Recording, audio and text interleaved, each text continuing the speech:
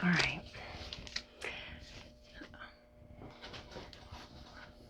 Hi, everyone. This is Rebecca Taylor Shaw, founder of the American Hypnosis and Coaching Academy. And today I have with me Sean Pfister. And Sean, would you just tell us a little bit about your background? And I brought you on today to tell us about your background. And you are a former student of mine, and I'd love for them to hear about, first of all, your basic background with hypnosis and hypnotherapy. Well, this could be a 3-hour conversation, but I'll try to keep it concise. But I found hypnotherapy when I was 12 years old, 9th grade, and I was struggling as an athlete, and I couldn't make. Kept getting cut from these teams, and I was small for my age, and I wasn't very athletic, and I was very frustrated because I really, really, really wanted to be an athlete. And I kept getting cut, and it really crushed me. And so I remember I was at home after I'd gotten cut from the third sport. I was like, nobody will let me play. And so I'm upset. And my mother comes in, she sits down next to me, and she starts talking to me and encouraging me to keep trying, not to give up, and don't believe those people, and just keep at it. So I did, and I finally found a coach with the track and field team that would let me pole vault, which I thought pole vaulting sounded kind of cool, and there weren't a lot of people doing it because there's a little danger factor, and I didn't care. So that's what I set my sights on. And being small and slow and weak and all those other things, there were kids younger than me that were jumping higher than me, so I was ridiculed a lot and bullied, and just taunted, because I wasn't very good. Mm. But, I had my hooks into something, so that's what I wanted to do. So the first year and a half, I just wasn't making any progress. And my mother called me into to the living room. She said, my boss at this real estate firm seems to think he can help you. And I was like, well, I'm willing to try anything. So I went to his office one evening, and he sat me down. Now, this was in 1976. Wow. So this is hypnosis and hypnotherapy. Nobody knew what hypnotherapy was. There's probably knew, but it wasn't mainstream. Right, exactly. And hypnosis had a connotation of, weird stuff, hypnosis, and that stuff is a hurdle for some people. But he told me, he said, I'm gonna have you go through this exercise, and we're gonna take you to a place to relax, and we're gonna try to reprogram your thinking. And so he said, but on one condition. He said, you have to commit, because if you're not going to commit to doing this and giving it 100% effort and believing in it, we're not going to do this. It's worthless. We're not going to do it. Yeah. So, and I like most athletes that want to do good. I would do anything. And most athletes you'll see that are really determined, they will do anything to get ahead. That's right.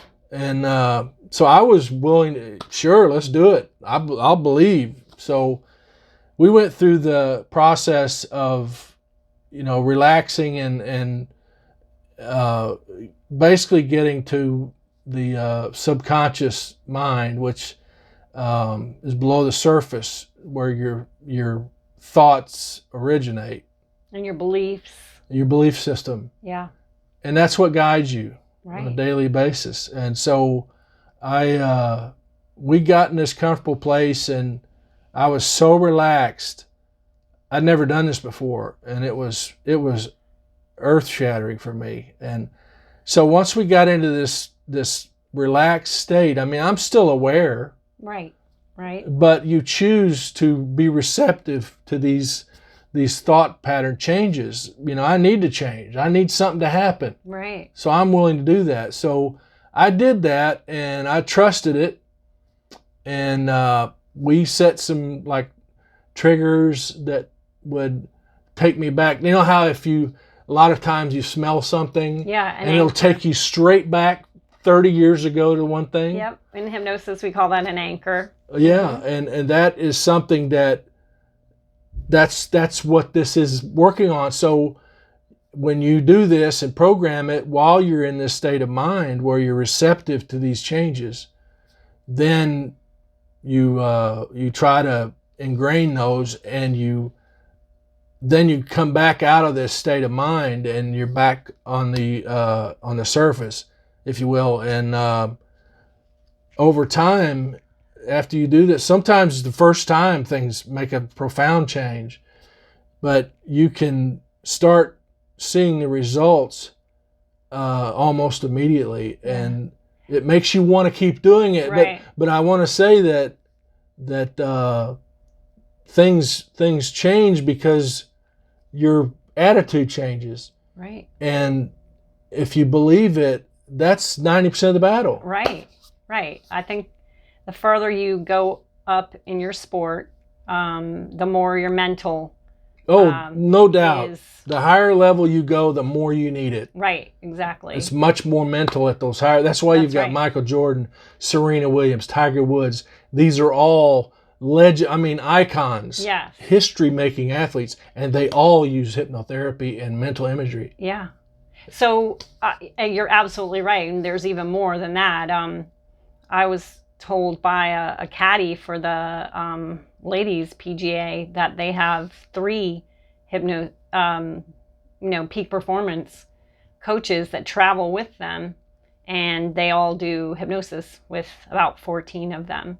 Well, it's funny because, it's not a widely talked about subject. Right. And I can tell you exactly why that is because athletes want an edge. Right. And they don't necessarily want to advertise that's what they're doing. Certainly. Because then their competitors will get that edge. And I never told anybody I was doing it.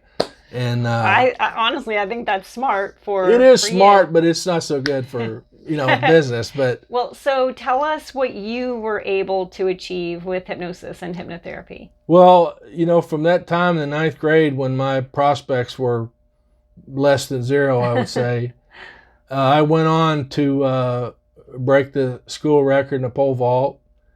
And my family was not a high means family, so college was not an option. But the pole vaulting, I ended up getting a scholarship to college, full scholarship, and I went to college and then ended up being a #1 ranked pole vaulter in college. Wow. In the NAIA level. Then I transferred to the University of Florida and walked on, left a full scholarship, walked on.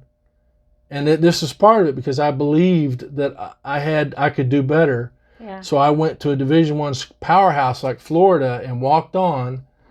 And within 6 months, I earned a full scholarship to the University of Florida. Wow. So I broke records there. I broke stadium records all over the place, school records. I still have some records that are almost 40 years old. Wow. In pole vaulting. Wow. And then I trained for the Olympics for a little while and, had an accident that I broke my back, so I had to give up on that. And then I switched gears and went into golf, and I started hitting the golf ball so far that, people were saying you need to try this sport of long driving. Well, I entered it, and of course, here we go again. It's getting picked last in dodgeball. People were making fun of me and, telling me, I don't need to be doing this because I don't have the swing for it. And I didn't believe them, and I just totally recharged myself with the hypnotherapy side, and I went and I saw a doctor that is a hypnotherapist in Little Rock, Arkansas, where I lived. And I explained to him my system that I already believed in it, so I was a great candidate. And he took me through some specific processes to address long driving. Well, I ended up I got 5th at the World Championships that year. Wow. Everything changed. The next year, I really, really focused on the hypnotherapy and guided imagery, and I won my first world championship. And I ended up winning 2 more world championships, becoming the only American to ever win 3 world championships in the open division. And Wow. I got inducted into the Hall of Fame, the Long Drive Hall of Fame, and the Arkansas Golf Hall of Fame. And then my hometown inducted me into the Hall of Fame for pole vaulting. Wow. And so it's basically 3 Hall of Fames in 2 different sports. And it would not have happened. There's no way it would have happened if I had not incorporated hypnotherapy, hypnosis into my training regimen. Yeah. It wouldn't have happened. Right. There's no way. That's an amazing story. And I think it's just a testament to the power of tenacity, not giving up, holding a vision of what's possible, and working at it until your physical self aligns with that vision that you have. And you're a very humble person, you know, for someone who's achieved 3-time Hall of Fame status and all of this. And now tell everyone about, you know, what you decided to do, how you decide to come and study with me to become a clinical hypnotherapist and use it for peak performance and mental strength. First, I guess just tell everyone where you're applying it, and then what did you feel that the official training, because you've been doing this, you know, I have. on your own. You could teach people without having studied with me, but what, you know. Well, I practiced the hypnotherapy for 30 years, and I know what it can do. There's probably not a better equipped ambassador for hypnotherapy than me. And, you know, as my athletic career, which spanned 40 years, came down to, you know, getting up older in age and wiser. And, you know, I'm not able to do the same level of things physically that I used to, but my mind is still sharp. And my next chapter, Yeah. I still want to be involved because I'm still competitive. I still have the competitive fire. Yeah. So what I want to do is instill what I know into other athletes that are faced with obstacles that they are struggling to overcome. And I can help them. Yeah. And show them how to do it.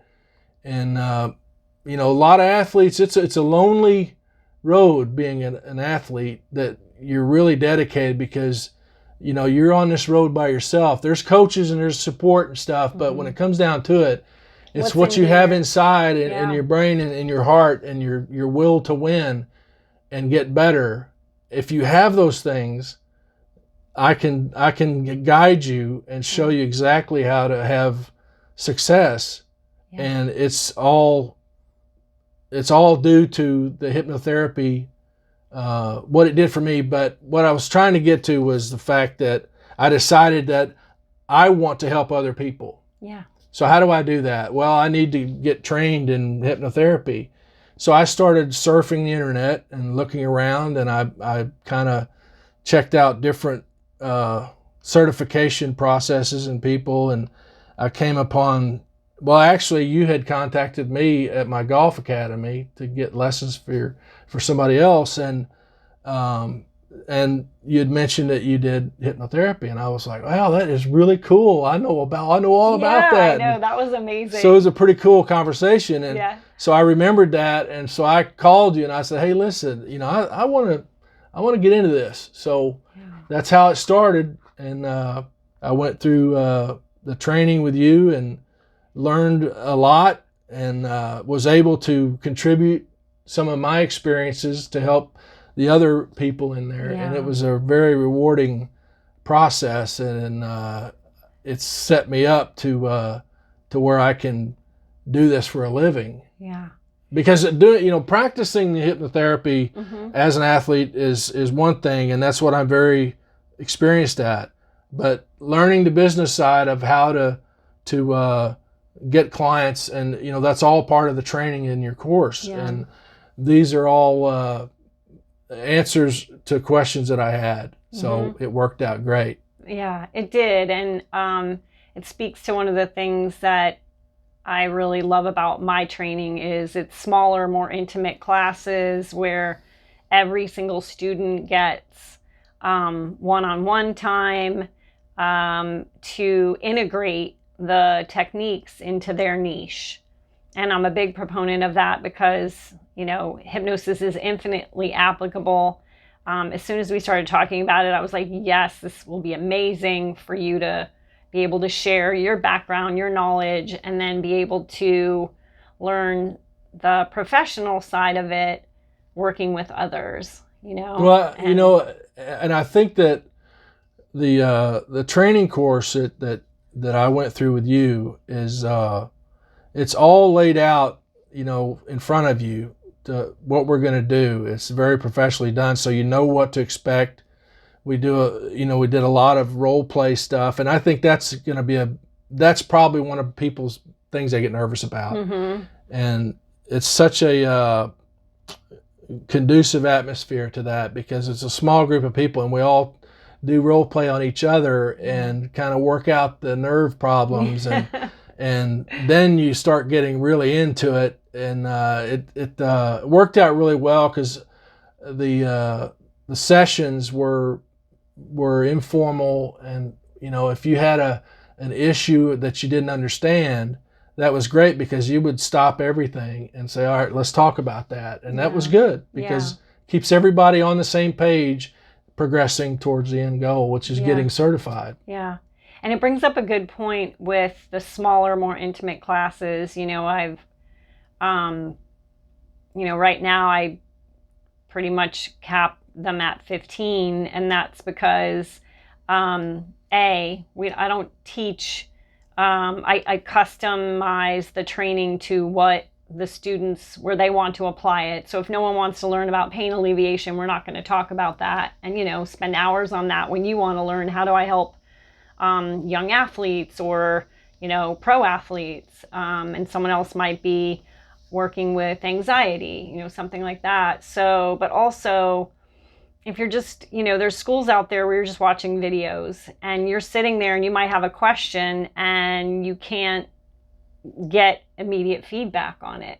So that's what I really love about the live portion, the discussion, the interaction, because I feel like it just gets people up to speed so much faster. I mean, if you've got 13 or 15 people and you're observing these questions and you're observing the role play of others, and you start picking up on some people's natural tendencies that are really good, and you go, I need to remember that. That's right. So you're able to draw off others and perfect it, get better yourself. So there's a lot of give and take, and it's always a positive atmosphere, and I think that's a great asset for your training. Thank you.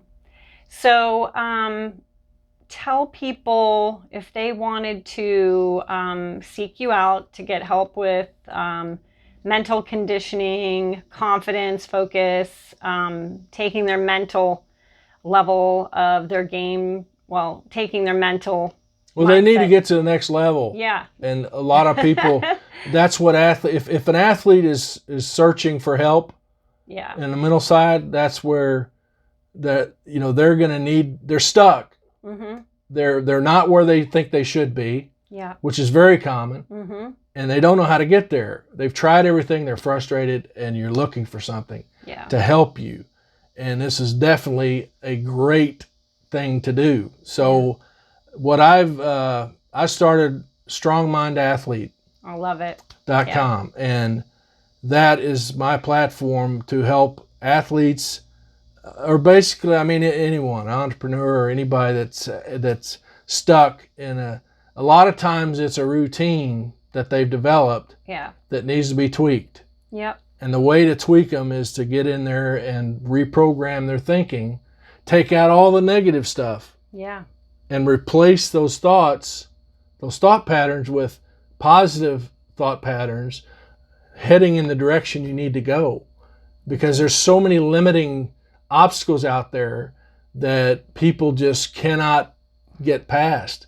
Yeah. And they're perceived.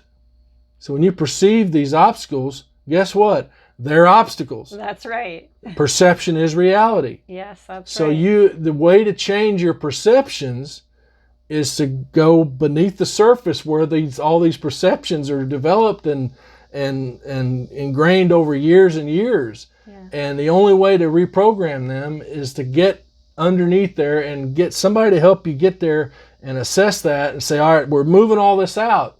We're changing today. Yeah. You're going to think like this. Right. And that's how it happens. And it's unbelievable. And I can't, I don't know why everybody's not doing it, but. Well, I absolutely love your passion. You're so authentic. You know, you have 100% belief in hypnosis and hypnotherapy, not just because you've experienced it, but just because you also know and you've seen what it's done with other people. So I'm excited for you to have taken my training and to use your talents and gifts and background to put it out there uniquely in the world. So thank you so much for it's my pleasure. Thank today. you. Yeah. Thank you. Thanks. All right. Oh my